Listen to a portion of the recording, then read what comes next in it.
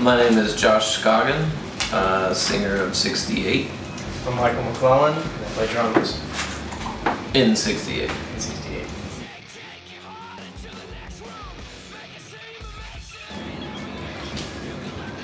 It's pretty awesome. I was glad to come once, and it's pretty sweet to already be back, like 2 months later. I think it's pretty rad over here. So.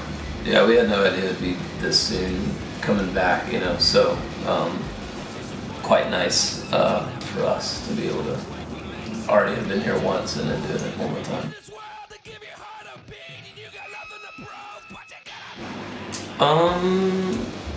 It doesn't really. I mean, the CD's out, so like more people in theory know songs. The reason we came back was to do mainland Europe a little bit more, because last time we did pretty much predominantly the UK, but we ended up still just doing a bunch of the UK. So more UK. So. Yeah, so we are doing more mainland, but it's still not very many shows. But I mean, you know, it's cool because was that our second tour, third tour? Yeah, third tour. Yeah, so we're just that much like sort of, you know, more accustomed to what we're doing, and even flying all of our stuff over the second time was a lot easier, and I was able to pull out more tricks for my guitars and stuff. You know, as the first time it was very, very basic, very, very simple. So just the learning curve, you know, is getting easier and easier. But yeah, the idea of it is pretty. It's pretty similar, you know. We're big fans of the UK in general, Europe and the UK in general. So, you know, the more we come over here, the better for us. So.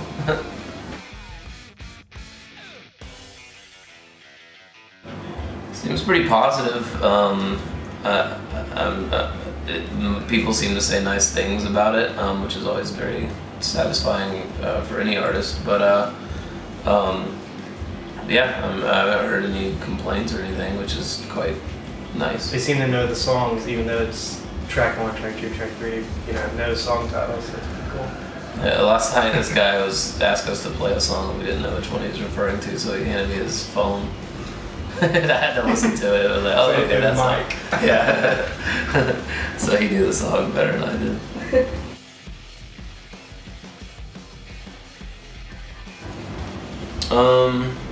Well, the idea is to write music that sort of pushes you and moves you night after night, you know.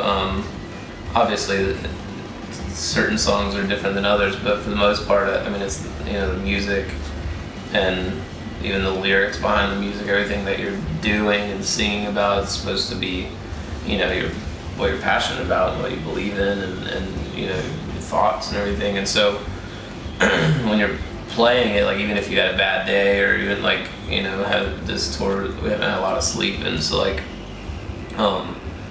when you get up on stage, you know, you start playing something that, you know, you're passionate about and you believe in, it's easier to move and shake to the music than it is to stand still. You know, that would be the hard thing, to just sit still to some of the songs, at least for us. And that's when you're writing the song, that's, you know, that's the sort of litmus test that it's got to pass. You know, it's like, obviously you can't tell the future, but you're like, is this something that, you know, like 2 years from now when I've played this song 1,000 times, is it still gonna like mean something to me, you know? Can we jam to it? Yeah, we jam, and it helps us too. We free jam a lot of stuff, you know.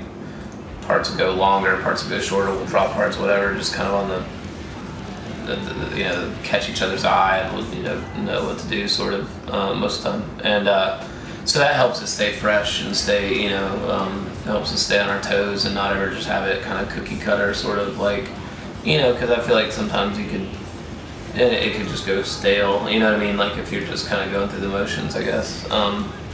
So that helps, but you know, the original idea is to hopefully write music that can move you, you know, 500 songs later, you know, and you're still jamming the same song. That's the idea.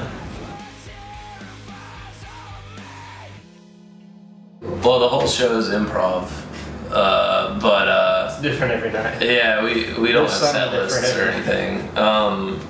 The first time I ever did the drive-in thing, it just kind of came to me, because I don't even think you had a set I mean, I didn't know you were gonna do that. The beat's not very set, but it's still a little more set now because we've been playing it so long. But like at that time, it was different every night, and like so like it just one night it just kind of fit, and I don't know, I just sort of it popped in my head, and so I just did it, and we kind of enjoyed it, and so we did it a lot, and so we do it most nights, I guess, at this point, but but it's not like a free jam section. I mean, our whole set can be altered in any way, shape, or form, like depending on sort of what what the crowd feels like, what the night feels like, what we feel like the whole, everything, every variable goes into play, And I think sometimes when you get it right, it can be a very magical moment. I think sometimes even when we get it wrong, when and it's like a train wreck, it's still fun to watch, I guess, So, because some nights we're not clicking, we're not on the same page, and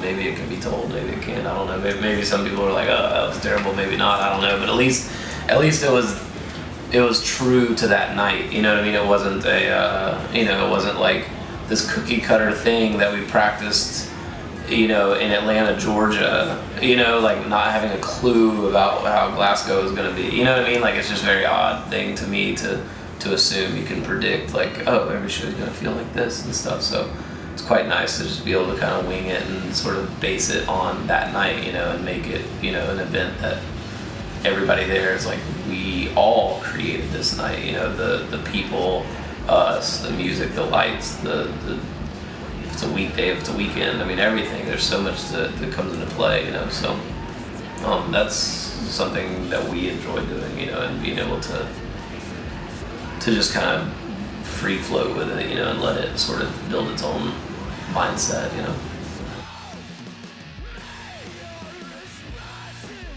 Yeah, I don't know if I could put my finger on it, but there's definitely differences, like being in like Germany versus being in like the UK or whatever. There's obvious things like little language barriers here and there, but like I mean even more so, I think just the entire history of any country, you know what I mean? We went to Russia, and I mean it's like very super different. You know what I mean? They have a whole different mindset when you're speaking about freedom and being free and what that means. When they hear that, it means something completely different than saying it to like an American. You know what I mean? And who may sort of like be like, yeah, okay, So it's very different per country, even per city, really. But sometimes it's not easy to like put your finger on, but it definitely is a different vibe and different scenario.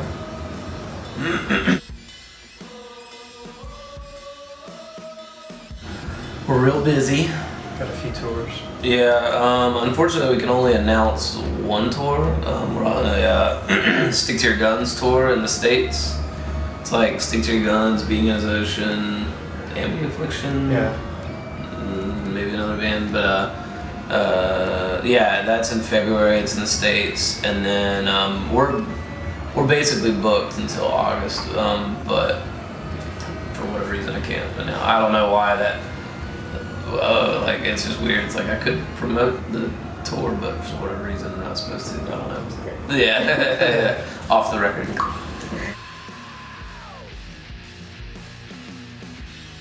Just thanks for coming out and hanging out. Come jam.